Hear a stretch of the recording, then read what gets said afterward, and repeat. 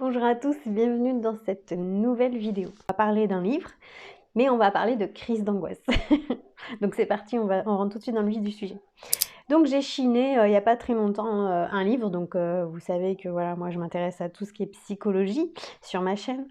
Et donc j'aime beaucoup m'instruire, j'aime beaucoup aussi connaître les histoires des gens. Donc ça c'est un truc qui me passionne énormément. Et donc là, j'ai trouvé dans la santé, donc j'ai trouvé ça à Emmaüs. Dans la santé, j'ai trouvé le livre de Pascal Leroy qui s'appelle Voyage au bout de l'angoisse. Alors c'est un livre, franchement, quand j'ai lu derrière, je me suis dit, waouh, il faut que je lise, parce que je suis intéressée de savoir comment elle a trouvé la solution pour ne plus avoir de crise d'angoisse. Alors même si à la fin, je m'attendais pas vraiment à ça. Il faut dire que tout le long du livre, je me suis reconnue à l'époque où je faisais des crises d'angoisse. Donc c'est ça un petit peu qu'on va voir ensemble, c'est un petit peu détailler ce livre et en même temps voir la tournure que ça va prendre à la fin de cette vidéo parce que j'ai pas vraiment choisi de titre. Je voulais juste, voilà, parler de ça. Alors au tout début du livre, donc on part tout de suite dans le vif du sujet. Elle se promène avec son fils et une amie. Et voilà, tout se passe bien dans sa vie. Tout est nickel. Il n'y a rien de bizarre en fait. Elle vit une vie tout à fait normale. Elle est journaliste. Elle a un petit garçon.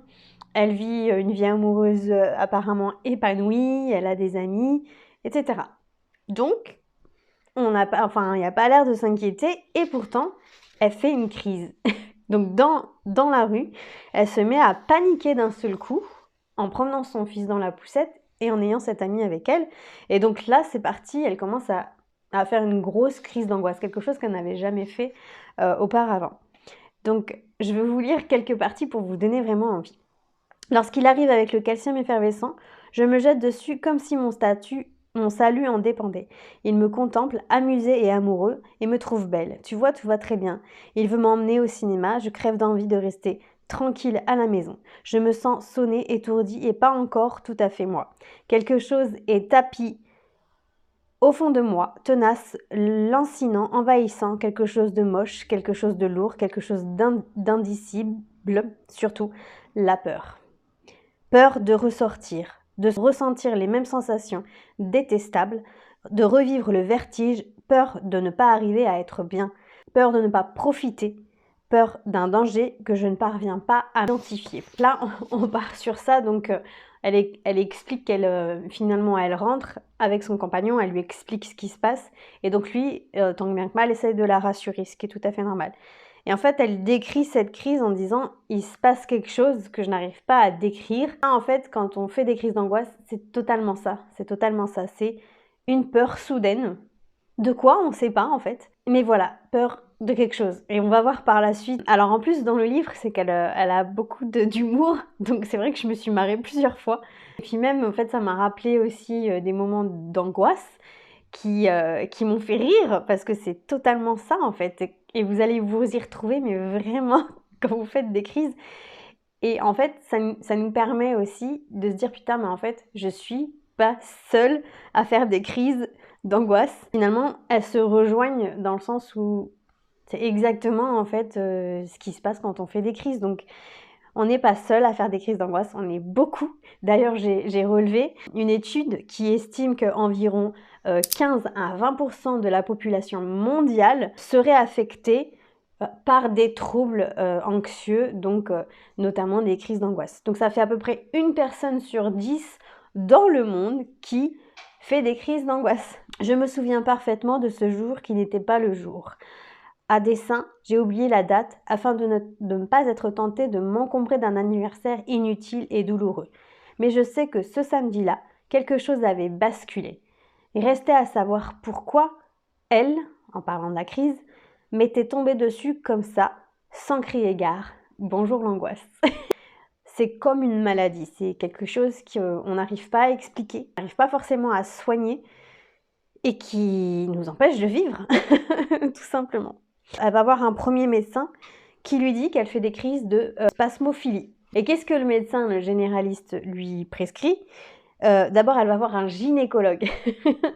Déjà, elle avait un rendez-vous gynéco, donc elle va voir son gynécologue. Et c'est son gynécologue qui lui prescrit de l'anxiolytique. Donc déjà, on part sur du médicament. C'est-à-dire, on cherche même pas à savoir d'où ça vient, hein, clairement. Oh bah vous faites des crises de spasmophilie, hop, je vous donne un médicament. Donc c'est typique le rôle du médecin. Je veux dire, de toute façon, le médecin généraliste, on ne peut pas lui demander plus. Alors, je ne sais pas s'ils font des études de psychologie, mais à mon avis, oui, c'est dans le processus. Mais ils ont complètement oublié, occulté cette option à un moment donné de leur vie. Alors, pas tous, hein, évidemment, il y a des généralistes qui sont très bons. Mais en général, ils se posent pas plus de questions. Et puis de toute façon, c'est pas leur rôle. Là, ce qui va lui prescrire, c'est d'aller voir un psychologue. Et ce qui me paraît totalement logique. Mais comme au départ, on ne sait pas ce qu'on a, pour nous, on est malade. Et c'est ça en fait. On est malade. On a un problème. On a un problème physiologique. C'est pas dans notre tête, c'est physique. Donc là, en fait, elle va commencer. Et moi, je me retrouve totalement là-dedans. Donc, vous me direz dans les commentaires si vous aussi ça vous parle. Mais en fait, on a l'impression qu'on a une maladie. On a une maladie. Et on veut savoir ce que c'est. Et donc là, elle explique qu'elle va voir mais des tonnes de médecins. Je vous assure, elle a été voir au moins 7 spécialistes pour comprendre ce qui lui arrivait, ce qui se passait. Et moi, je me souviens aussi que j'ai été voir beaucoup de médecins. Donc, j'ai été voir des généralistes, j'ai été voir des cardiologues, j'ai été voir gynécologue aussi, parce que je me suis dit, moi, à un moment donné, que c'était peut-être un stérilet, parce que c'est aux hormones. Donc, les hormones, c'est lié aussi. Donc, je me suis dit, peut-être que c'est dû aux hormones, du stérilet. Donc, j'ai été voir un gynécologue, j'ai même enlevé mon stérilet qui était aux hormones. J'étais même à me dire, j'espère que j'ai une maladie. C'est terrible. J'espère que j'ai une maladie parce que au moins ça me donnera une explication, quelque chose de concret et de valide, que j'ai bien quelque chose et que je ne veux pas avoir de problème psychologique. Mais c'est tout à fait normal, c'est tout à fait humain. Donc au départ, on passe vraiment par le déni. Et en plus, c'est la première fois que ça nous arrive, donc on ne sait pas. Donc la première chose qu'on fait, c'est aller voir un médecin pour qu'il nous explique concrètement ce qui se passe. Et donc, analyse sur analyse, moi j'avais fait des prises de sang, etc. pour voir ce qui n'allait pas. Donc, il y a des fois où j'avais des taux un petit peu trop élevés, mais c'était pas élevé dans l'extrême au point de se dire il y a une maladie. Donc, du coup, c'est des choses qui se régulaient en fait. Donc, ça, c'est toujours dû aux hormones. Donc, ça se régule. C'est aussi suivant ce qu'on mange. Donc, j'ai même fait un scanner. J'ai fait un scanner du thorax. Aucun médecin m'a trouvé quelque chose. Et là, je me suis dit, mais c'est pas normal, j'ai bien quelque chose. Oui, c'est là-dedans. C'est là-dedans que tu as quelque chose. Et là, on va y venir. Donc elle, là, pour vraiment vous passer tous les détails, on lui dit qu'il faut qu'elle manque de magnésium, donc elle va prendre du magnésium, elle va prendre des anxiolytiques. Donc tout de suite, forcément, qu'est-ce que le médecin fait? Il prescrit quelque chose pour endormir un petit peu le cerveau. Donc c'est exactement ce que ça fait, hein. Et de toute façon, c'est ce qu'on demande aux médicaments. L'anxiolytique, c'est pour déstresser, c'est pour un petit peu éteindre une partie de certains neurones parce que le cerveau, en fait, il cogite de trop, il réfléchit de trop, voilà. Et donc, on le met en pause. C'est tout simplement ça, le fait quand on prend des médicaments. Et le problème avec les médicaments, donc moi encore, elle en prend et en fait, elle en devient addicte. Donc, elle l'explique, hein. Il faut qu'elle... quand elle sort, il lui faut ses médicaments, sinon elle est complètement perdue, vous voyez. Et moi, je suis quelqu'un, vraiment, pour prendre du médicament, il faut vraiment que je sois malade, il faut vraiment que j'aille pas bien. Donc j'ai un tempérament déjà comme ça où j'évite. Mais depuis toute petite, hein, je sais pas pourquoi, mais j'évite. C'est vrai que quand on m'a donné justement des trucs pour me calmer, donc je me rappellerai même plus ce que c'était, je me suis dit c'est pas grave. Franchement, c'est pas grave, là j'en ai besoin. C'est-à-dire que tellement notre corps est dur parce qu'on est crispé tout le temps par cette peur de refaire des crises. Et c'est ça qui est terrible. C'est la peur de refaire une crise en fait. c'est pas tant notre peur, mais une fois qu'on a fait une crise, ça nous a fait tellement peur, tellement paniquer que on appréhende d'en faire une autre. Et c'est ça qui commence en fait le travail psychologique à se dire que waouh, on a peur de replonger, de en refaire une. Et qu'est-ce qui va se passer? Qu'est-ce qui va se passer quand je vais en faire une? Et c'est ça en fait, nous on a peur du résultat de cette crise. Et donc, bah, on prend ces médicaments. Donc moi, j'en ai pris, mais j'en ai pris vraiment quand je sentais que j'allais refaire une crise. Et en fait, c'est suivant l'endroit où vous allez faire votre première crise. Elle explique qu'elle était dans la rue, et c'est dès qu'en fait elle se retrouve dans la rue qu'elle commence à faire des crises. Et moi, c'était en voiture. Donc j'ai fait ma première crise d'angoisse en voiture, je me suis arrêtée sur le bas-côté. J'arrivais plus à respirer, crise de panique totale. J'arrivais plus à... C'était bloqué. Je me suis dit, je suis en train de faire une crise cardiaque, mais vraiment. La chance, j'ai quelqu'un qui s'est arrêté. En plus, c'était un ancien pompier, donc Dieu merci, j'ai eu vraiment de la chance. Il m'a aidé à respirer, voilà. Il avait toutes les techniques qu'un pompier peut avoir, forcément. Et un ancien pompier, hein, donc c'est vraiment pour dire. Et donc j'allais visiter un appartement et finalement j'ai laissé ma voiture sur le bas-côté et c'est les pompiers qui sont venus me chercher. J'ai été à l'hôpital parce que je sentais que je me serais sentie vraiment plus à l'aise avec des professionnels et c'est normal. Qui est-ce qui peut nous aider pour ça? C'est que des professionnels. Donc je me suis dit, c'est pas grave, je laisse ma voiture de côté, direction hôpital, et au moins, si je crève, je crève pas toute seule, quoi. Pendant ce trajet, j'ai cru que j'allais mourir 10 000 fois. Vraiment. C'est-à-dire que on se focalise totalement sur notre corps. Et en fait, on va écouter, je sais pas si vous, mais moi j'écoutais mon battement de cœur. J'écoutais mon pouls, voir si ça allait vite, si ça ralentissait. C'est même le pompier qui m'a récupéré qui m'a dit, voilà, contrôlez votre pouls. Et même lui contrôlait mon pouls. Donc il voyait que ça s'accélérait, puis d'un coup ça ralentissait, ça s'accélérait, ça ralentissait. Donc il a vu qu'il y avait un problème. Et donc ça s'est enchaîné. Et du coup, le fait que ça soit en voiture, pendant 2 ans, je ne pouvais plus faire de longs trajets. C'était terminé. Déjà, j'avais du mal à monter en voiture et à conduire, ça me stressait, donc j'étais stressée d'être en voiture, mais il fallait y aller quand même parce qu'il faut quand même bouger. Mais les longs trajets, je ne pouvais plus. Je ne pouvais plus me déplacer loin, donc je faisais que des petits trajets. Et il n'y a pas si longtemps que ça que j'ai repris les longs trajets. Donc c'est possible de se guérir de ces crises d'angoisse. Mais on va voir par la suite comment. Tout de suite, ce qu'on lui prescrit, c'est des médicaments. Donc forcément, je ne peux pas vous dire n'en prenez pas, parce que ça va vous permettre déjà de vous déstresser et d'apaiser votre corps, c'est-à-dire que votre corps ne soit plus sous tension, ne soit plus en tension. Donc déjà, ça fait énormément de bien. Mais c'est au début. Après, il ne faut vraiment pas prendre l'habitude de les avoir tout le temps. C'est un conseil. Et donc on lui dit qu'elle est peut-être en dépression et on lui dit qu'il faut qu'elle aille voir un psy. Voilà, ce qui paraît logique. Moi, ça a été très rapide. Comparé vraiment à elle, c'est que moi c'était assez rapide dans le sens où j'ai compris quand même beaucoup de choses parce que j'étais déjà dans le développement personnel, donc je connaissais plein de choses dans le développement personnel qui faisait que je me soignais tout doucement moi-même. Donc j'allais voir des vidéos parce que je suis quelqu'un d'assez curieuse. Donc j'allais moi-même voir des vidéos sur les crises d'angoisse, sur ci, sur ça. Et donc ça m'expliquait plein de choses très intéressantes. Ça a été 2 ans, c'est quand même long. Mais comparé à elle qui a tenu, je crois, plus de 6 ans dans ces crises d'angoisse, c'est quand même très long, 6 ans. Je ne sais pas si vous vous rendez compte. Et on va voir par la suite. Donc les Xomil, les angoisses, l'anxiolytite. Elle explique que voilà, ils sont inséparables. Elle en a besoin tout le temps. Alors ça, j'ai bien aimé, c'est guérir d'abord, comprendre après. C'est ce qu'elle voulait absolument. Elle voulait absolument guérir, mais pas comprendre pourquoi, pourquoi ça lui arrive. Et c'est ça le tort chez les personnes qui font des crises d'angoisse. Pas tout le monde, hein, parce qu'il y en a qui ont envie de comprendre, mais elle voulait juste guérir en fait. Pour moi, vraiment, c'est qu'elle était dans le déni de plein de choses qui se sont passées dans son passé. Donc là, je vous parle vraiment en tant que coach. La chose qu'elle veut, c'est guérir.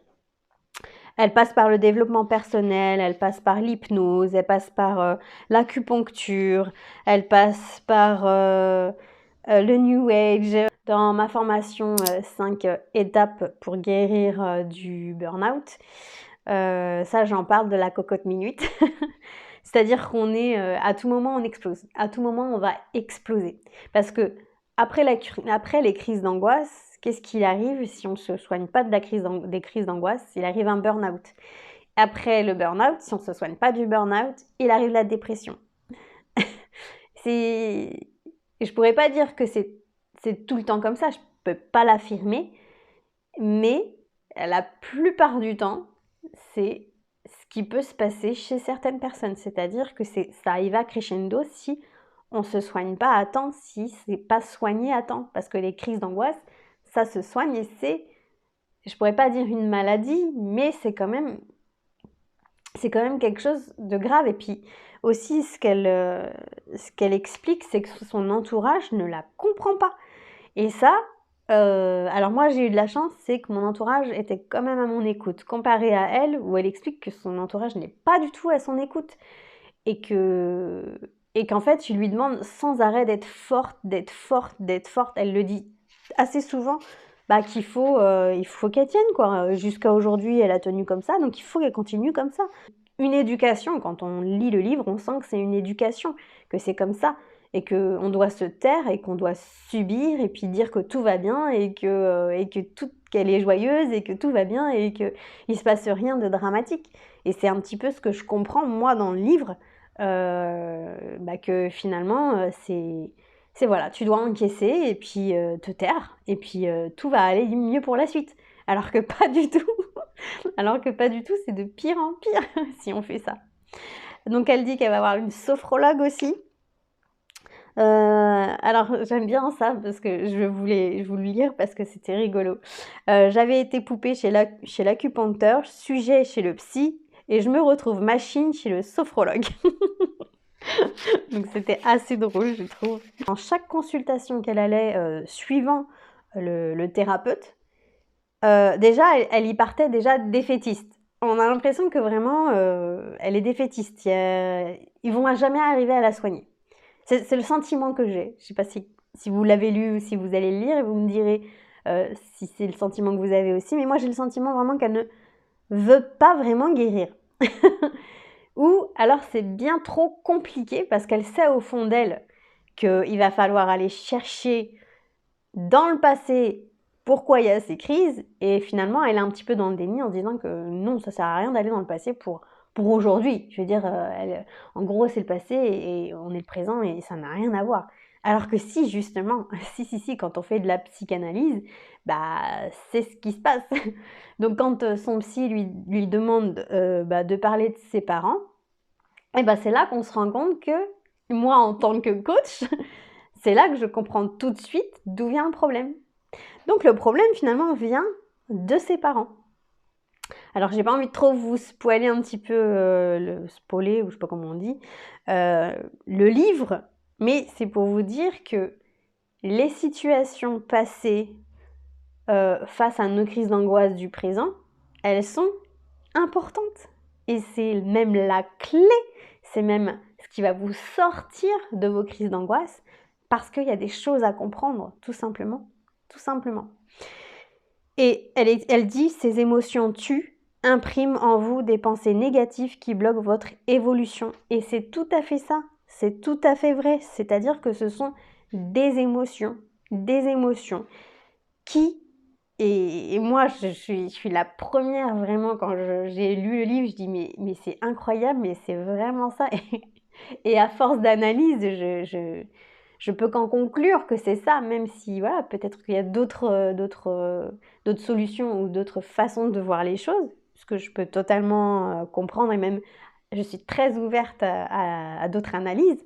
Mais moi, mon analyse, c'est que le refoulement des émotions, et ça je vous l'explique, je vous l'ai expliqué plusieurs fois dans mes vidéos Instagram. D'ailleurs, si vous n'êtes pas sur mon compte Instagram, allez-y, parce que je poste énormément de petits reels pour que vous compreniez. Donc, je parle beaucoup de burn-out. mais pour que vous compreniez comment ça se fait qu'on arrive au burn-out. Et comment ça se fait qu'on arrive à la crise d'angoisse aussi, quand tout va bien et d'un coup tout s'écroule, alors qu'on n'est pas malade. Il se passe quelque chose ici, dans la tête. Et on vient sur le fait d'analyser, forcément, c'est de la psychologie, hein, concrètement. Et c'est pas de la psychologie bidon, c'est la réalité, c'est des années d'expérience, la psychologie, donc c'est pas anodin, c'est du travail, c'est des années d'études. S'il y a autant d'années d'études, c'est parce que il y a quelque chose à comprendre. Et moi, ça, je le valide totalement. Maintenant, après, tout ce qui est psychologue, j'en ferai une autre vidéo, si ça vous intéresse, parce que j'ai quelque chose à dire quand même sur les psys. Et d'ailleurs, elle en fait la remarque en disant que elle s'installe sur le divan, elle parle, elle parle, elle parle, elle parle, elle a aucune réponse, juste des et elle explique que ça ne peut pas la guérir. Et là, je suis totalement d'accord avec elle. Moi, j'ai été voir une psychologue, 4 séances, j'ai fait 4 séances. J'ai parlé, alors effectivement, ça m'a fait énormément de bien de parler, ça m'a lâché. Mais à la fin, j'en voyais pas le bout dans le sens où elle est où la solution? Qu'est-ce qu'elle va me trouver comme solution? Et en fait, le problème, c'est que chez les psys, ils ne trouvent pas de solution. C'est pas leur rôle de nous trouver une solution. Leur rôle, c'est de nous amener à la réflexion, à réfléchir sur telle et telle chose de la vie, et à nous de prendre conscience. Mais c'est long, c'est un processus qui est trop long. Et moi, je trouve qu'il faudrait revoir un petit peu ça. Il faudrait revoir un petit peu ça. Et je me suis dit, et puis même ça fait déjà voilà, des années, et c'est pour ça, moi, maintenant que j'ai la conviction vraiment que mes coachings peuvent fonctionner, parce que j'ai compris tellement de choses. Et malheureusement et heureusement, tout dépend des personnes, mais mes coachings, ils secouent. Mes coachings, ils sont pas là pour vous entendre vous plaindre ou etc., etc. Non, mes coachings, ils sont là pour que vous guérissez, pour qu'on trouve une solution ensemble. Donc oui, ça va secouer. Oui, vous allez pleurer. Oui, ça va faire mal. Oui, oui, oui, mais on est obligé de passer par là si on veut guérir. Et c'est tout. Moi, c'est la seule solution que j'ai trouvée pour moi, et qui a fonctionné, et que aujourd'hui, je n'ai plus de crise d'angoisse. Et quand elles reviennent, parce que ça peut arriver, c'est même pas des crises d'angoisse, c'est des pensées. C'est des pensées qui viennent m'embêter. Mais c'est même plus, je fais plus de crise de panique du tout, du tout, du tout. C'est juste des pensées. Et en fait, ces pensées, j'arrive totalement maintenant à les dégager. Et je vous expliquerai, j'ai des méthodes pour ça. Donc, c'est pour ça que je fais cette formation-là. Mais plus sur le burn-out que sur les crises d'angoisse. Peut-être que je vais être amenée à faire aussi des formations sur la crise d'angoisse, sur les crises d'angoisse. Pourquoi pas?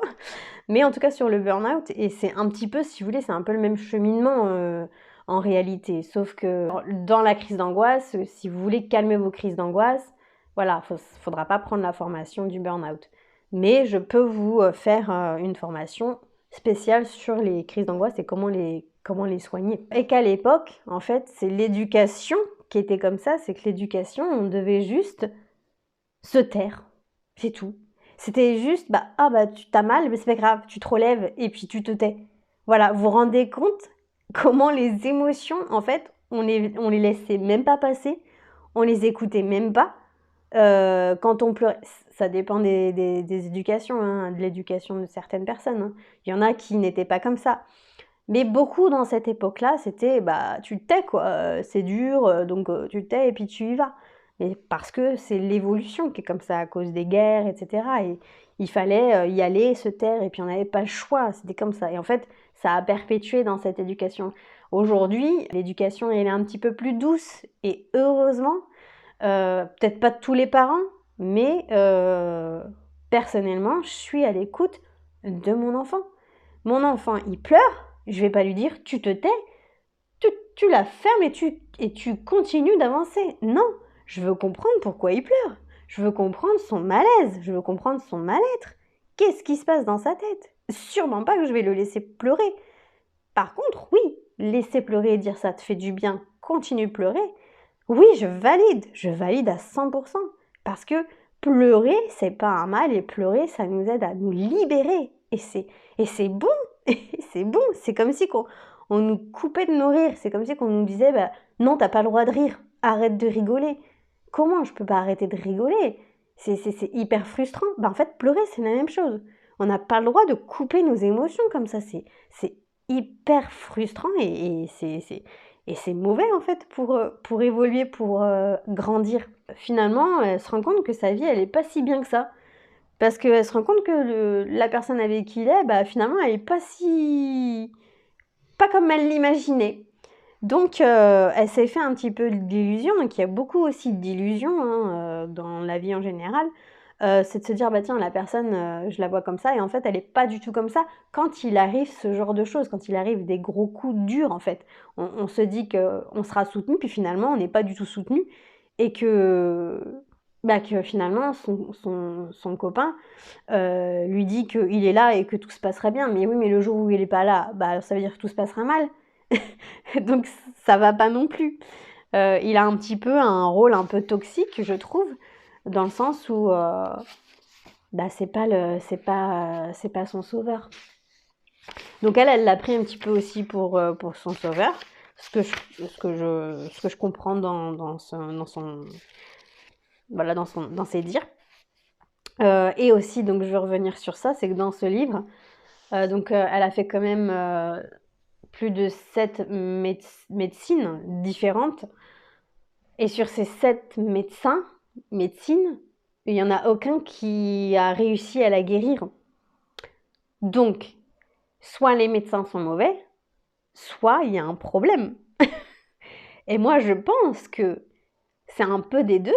C'est-à-dire qu'il y a des médecins, ils se croient tellement des dieux que pour eux, c'est absolument leurs patients qui vont pas du tout, et pas du tout leur façon de faire. Donc là, je la rejoins et elle explique un petit peu ça, mais c'est pas tous. Et il y a quand même de bons médecins qui font des bonnes choses et qui arrivent à nous aiguiller sur la guérison. Donc c'est à double tranchant. Et je trouve que 7 fois et dépenser autant d'argent, c'est inutile. Vraiment, c'est inutile. C'est inutile. Elle continue à aller voir un psychiatre. Et forcément, donc elle fait une thérapie, mais une thérapie sur combien de temps? 4 ans. Et à un moment donné, même les thérapeutes ne veulent plus la prendre parce qu'il n'y a pas de guérison. Mais parce qu'en fait, ce que je comprends dans ce bouquin, c'est qu'elle attend un sauveur. Elle attend que quelqu'un la sauve. Elle attend que quelqu'un la prenne et la sorte de ses crises d'angoisse.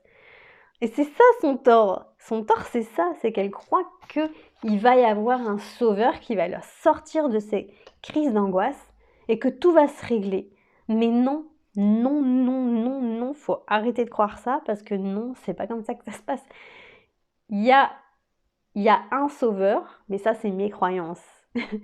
Et parce que je suis chrétienne, parce que je crois en Dieu. Mais avant tout, que Dieu vienne nous chercher si vous êtes croyant. Et si vous n'êtes pas croyant, vous pouvez vous en sortir aussi. Ça ne veut pas dire que parce que moi je crois en Dieu, que c'est lui qui m'a sorti, qui m'a guéri.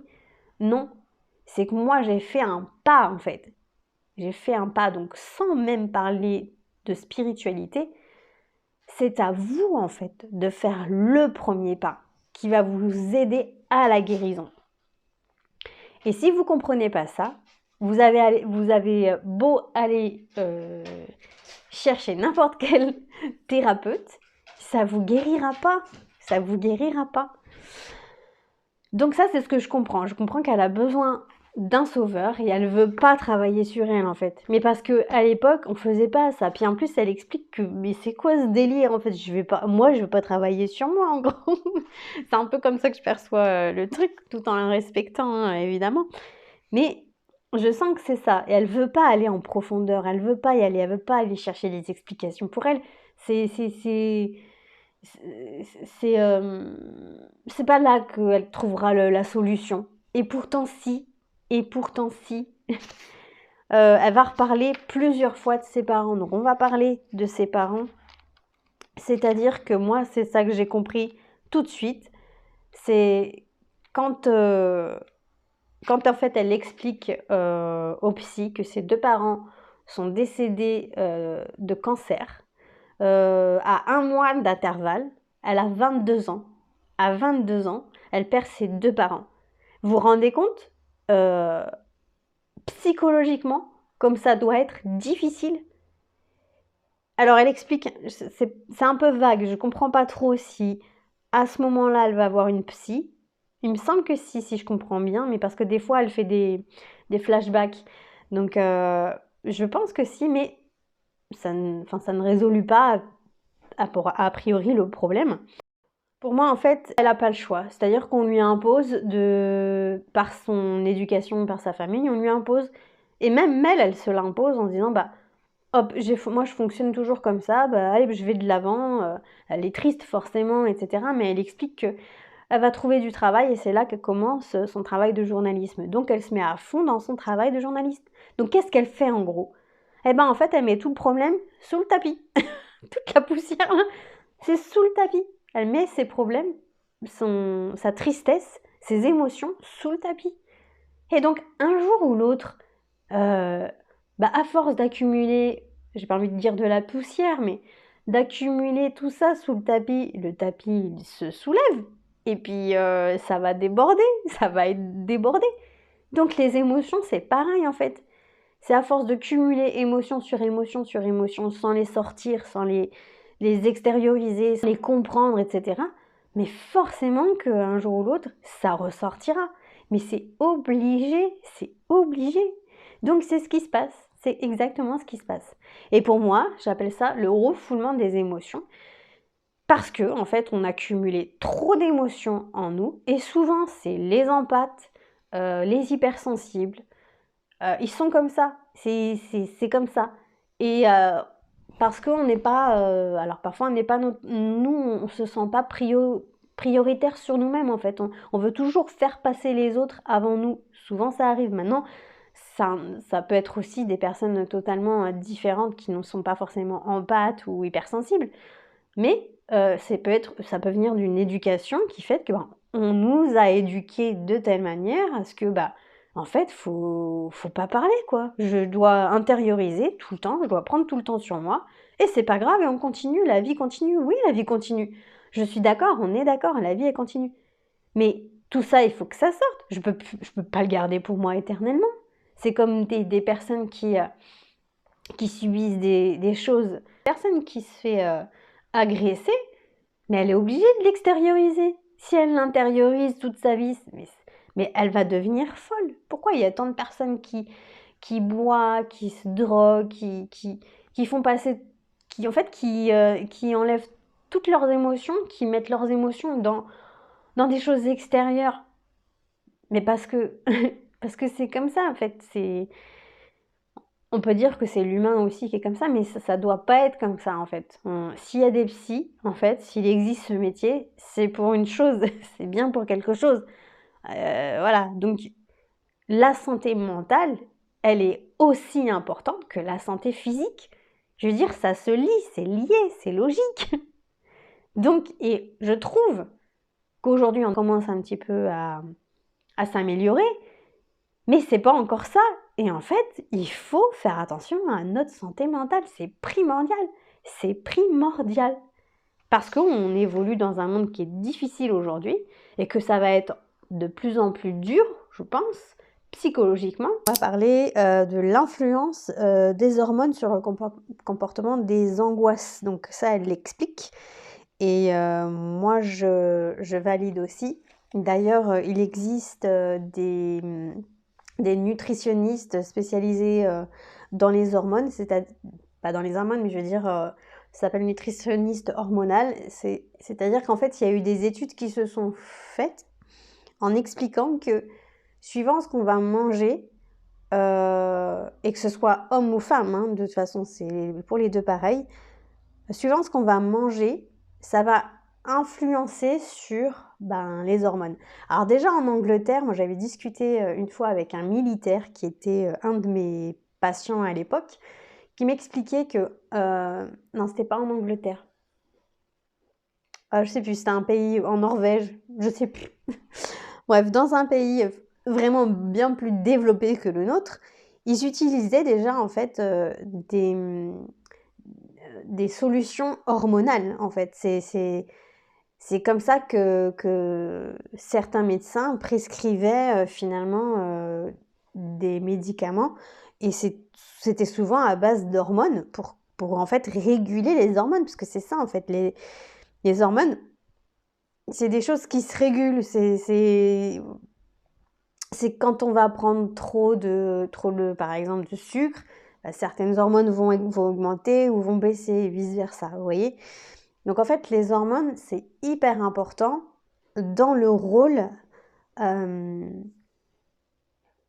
d'une guérison psychique, parce que c'est lié aussi à notre cerveau. Donc il faut savoir que notre cerveau sécrète des hormones qui sont diffusées dans notre corps, et ces hormones, en fait, on peut les créer, c'est-à-dire qu'on peut créer fabriquer en fait, si vous voulez, notre corps fabrique tout ça.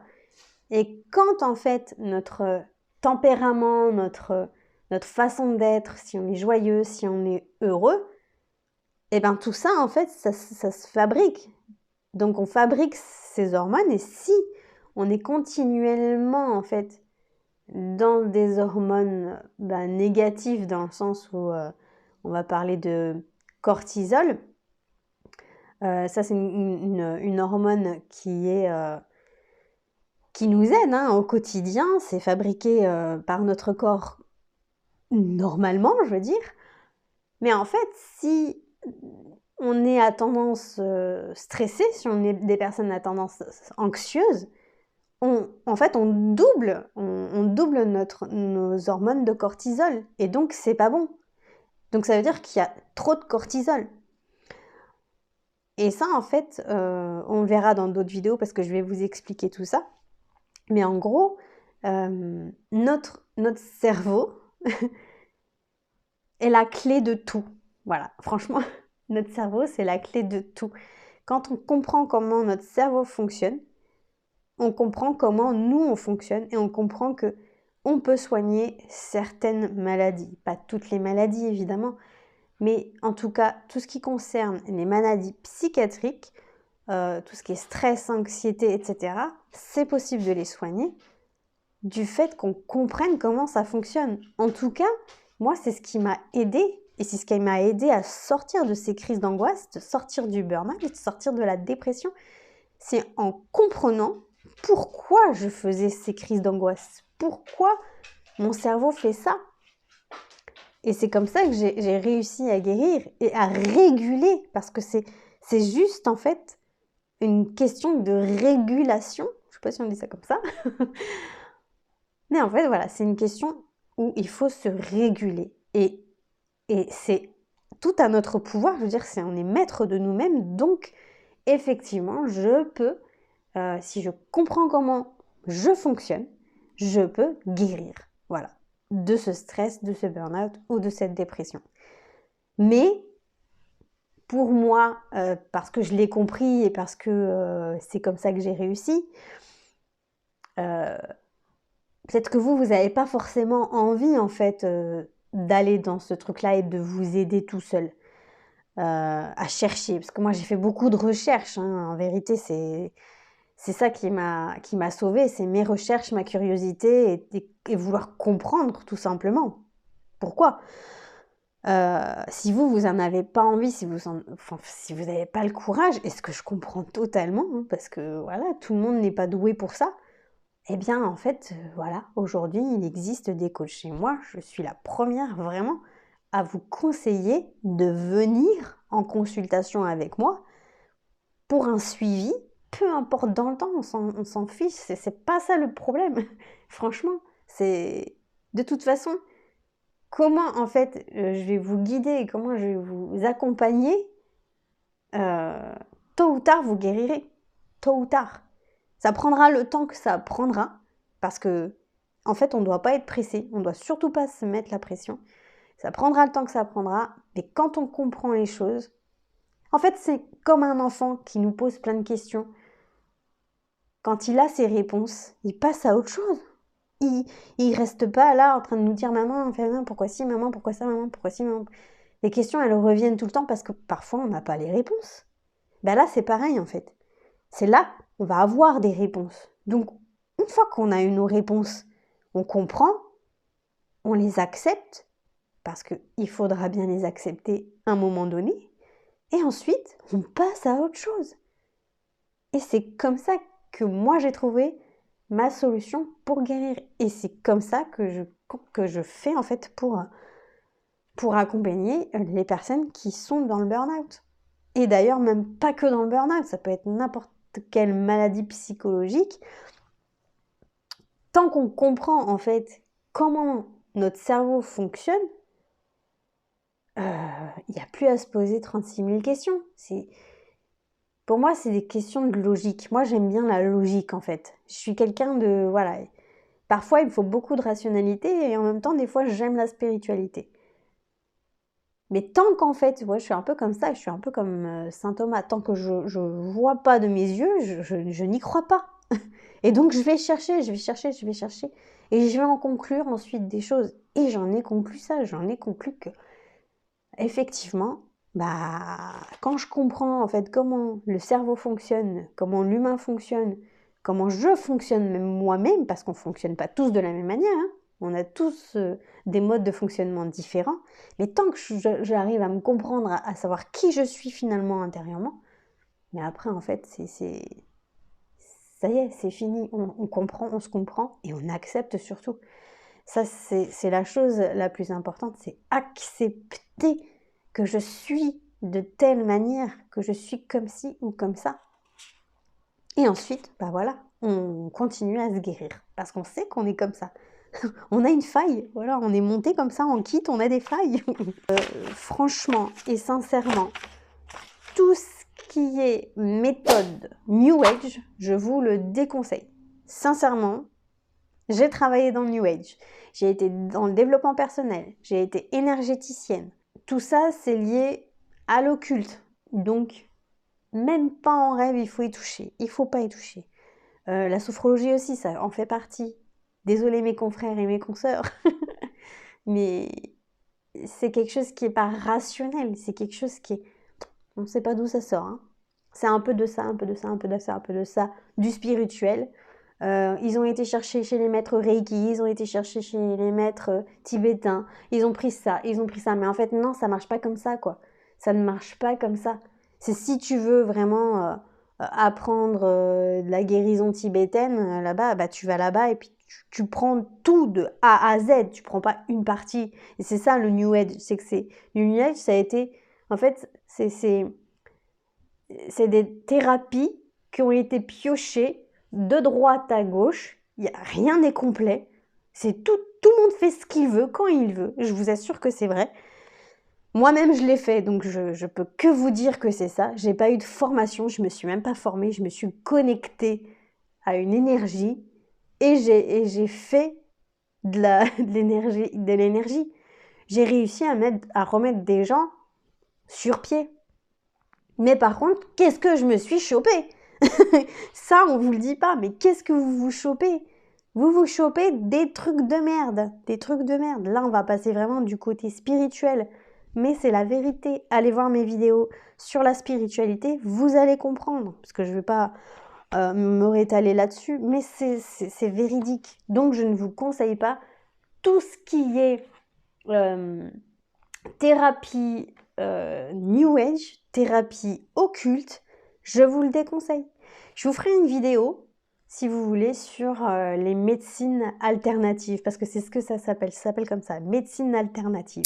Pour en conclure, ces crises d'angoisse diminuent. La fin, elle me plaît pas. Personnellement, elle me plaît pas parce que pour moi, elle n'a pas trouvé de solution.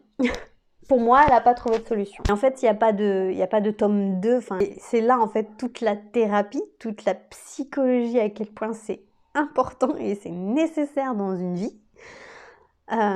Et qu'il faut absolument pas nier. Et je vous dis ça, mais parce que j'ai eu tellement de cas quand j'avais mon cabinet de développement personnel. Et même en fait aussi à travers des personnes que j'ai rencontrées dans ma vie, etc., il y a tellement de cas de personnes qui nient leurs problèmes, déjà d'une, qui n'ont même pas...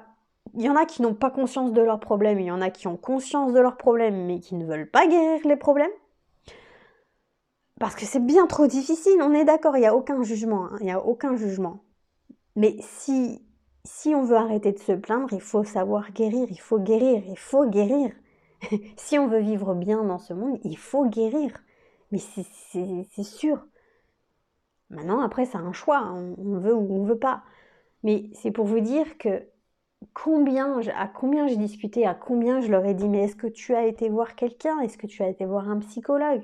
Parce que c'est la première chose qui vient en tête quand on a un problème psychologique et qu'on veut le guérir. Parce que le problème psychologique, ensuite, il arrive où?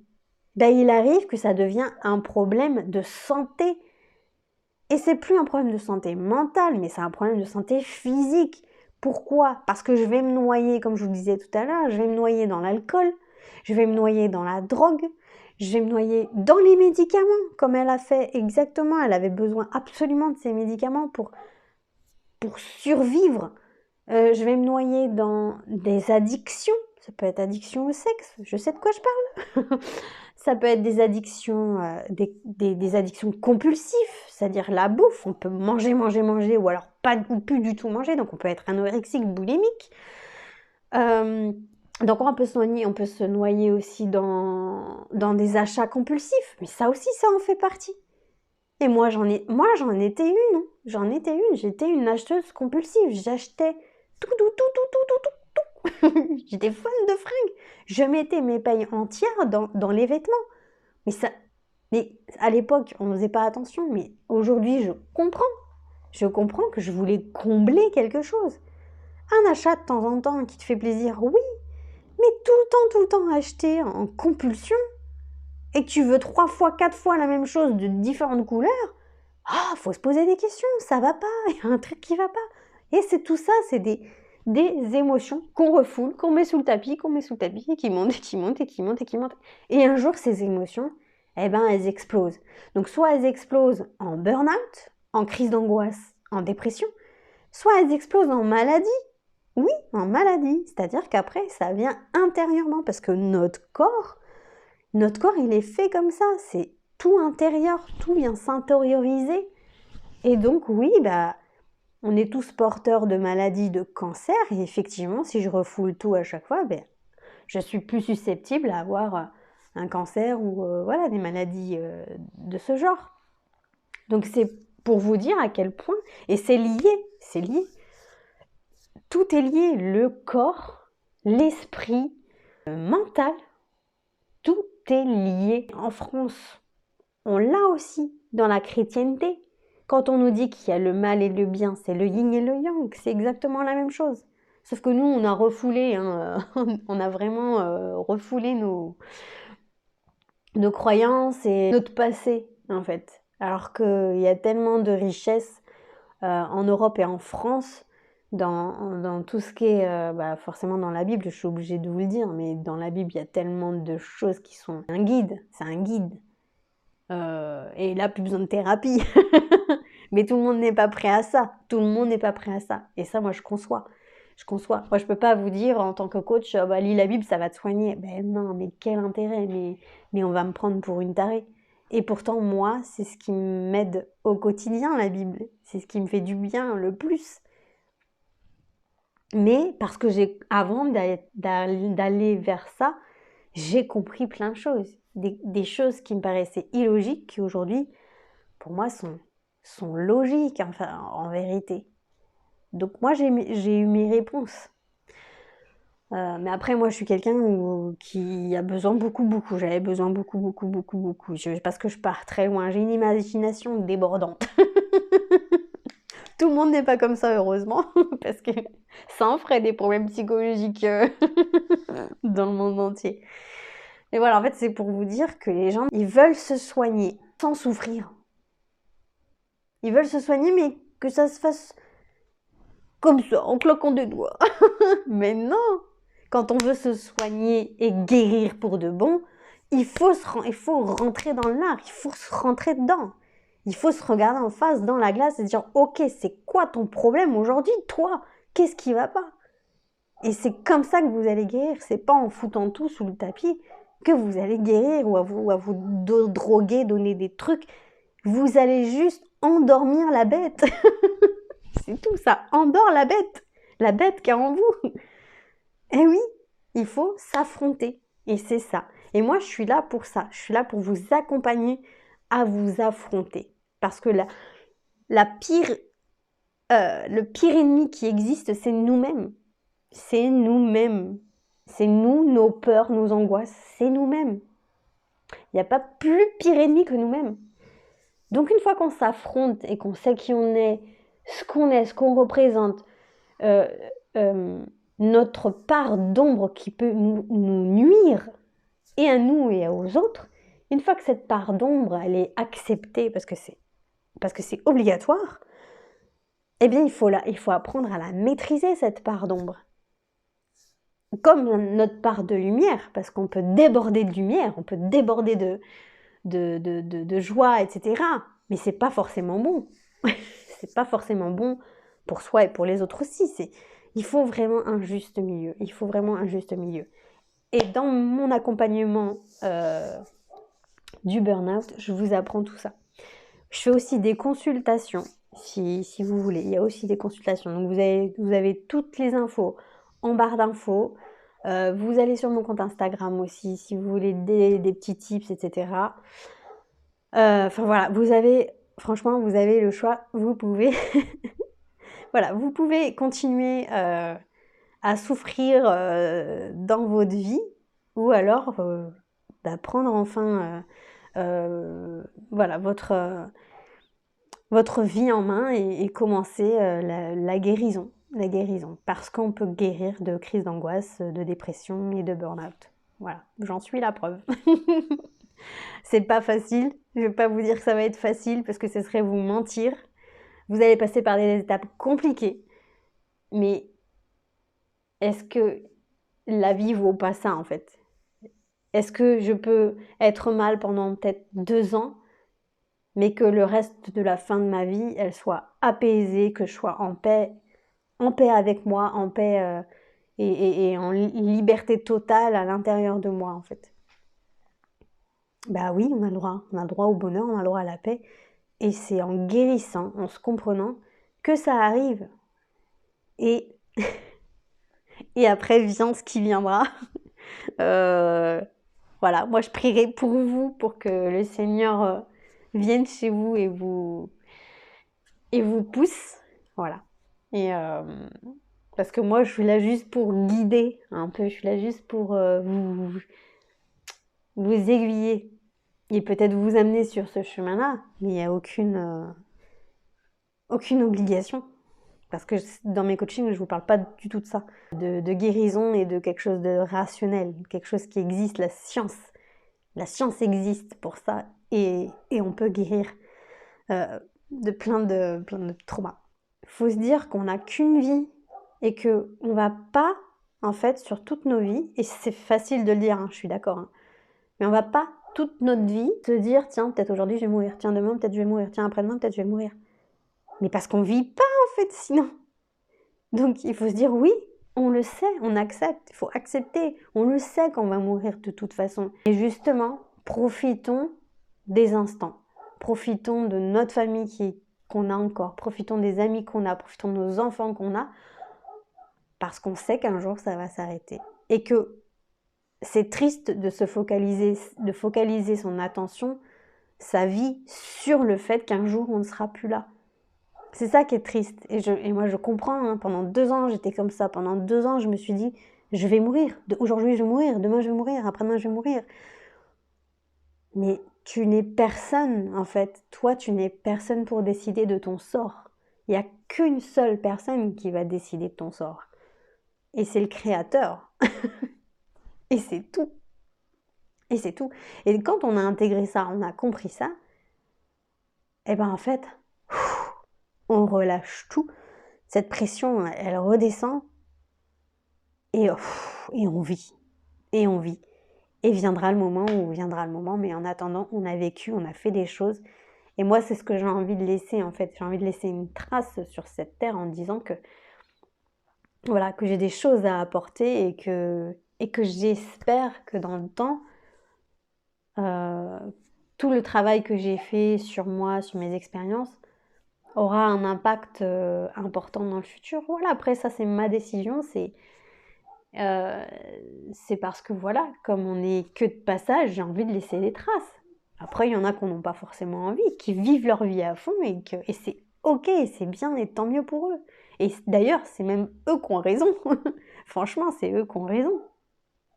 Mais après, voilà, quand on a un cerveau qui va à 1000 à l'heure et qui se pose des questions, on ne peut pas faire autrement. C'est comme ça, c'est notre nature. On peut pas la changer, la nature. Elle est comme ça.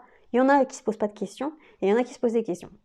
Et c'est comme ça, c'est tout. Et il faut vivre avec, il faut accepter d'être comme ça. Voilà, j'espère que j'ai été claire dans mes propos, que je vous ai pas fait peur. C'était pas le but vraiment de cette vidéo. Je veux pas du tout vous faire peur. Vous bousculer peut-être, vous bousculer un peu, oui, ça j'en ai envie, mais toujours avec bienveillance et avec amour forcément. C'est pas mal ce que je vous dis. Solution, il y a des personnes qui peuvent vous aider et si vous avez besoin d'aller voir un psychologue, allez voir un psychologue, on s'en fout du jugement des autres. Vous avez envie de voir Coach qui libère, bah venez voir Coach qui libère. Essayez, ça vous coûte rien. Un peu d'argent, mais est-ce que c'est mieux de mettre son argent dans la guérison que dans 36 000 paires de chaussures? À vous de voir. Enfin voilà, bref, c'était un peu d'humour parce qu'il faut rigoler dans cette vie. Donc voilà, j'espère que cette vidéo vous aura plu. Un coaching, un appel, donc j'offre un appel de 30 minutes si vous voulez. Donc vous pouvez aller sur mon site et vous allez voir qu'il y a appel de 30 minutes gratuit. Donc voilà, je vous souhaite une très bonne soirée ou journée et je vous dis à très vite. Et si vous n'êtes pas abonné, c'est pas bien. Je vous invite donc à vous abonner, à me suivre sur Instagram, Facebook. Plus souvent, je suis plus sur Instagram. Voilà, je vous embrasse fort et je vous dis à très vite. Gros bisous. Et merci aussi à Pascal Leroy, sans qui cette vidéo n'aurait pas existé. Et d'ailleurs, si elle veut témoigner, ce serait génial. Et si elle sort peut-être le tome 2, ça serait génial aussi, qu'on en sache un peu plus. Voilà, je vous fais de gros bisous et je vous dis à très vite. Gros bisous, ciao ciao.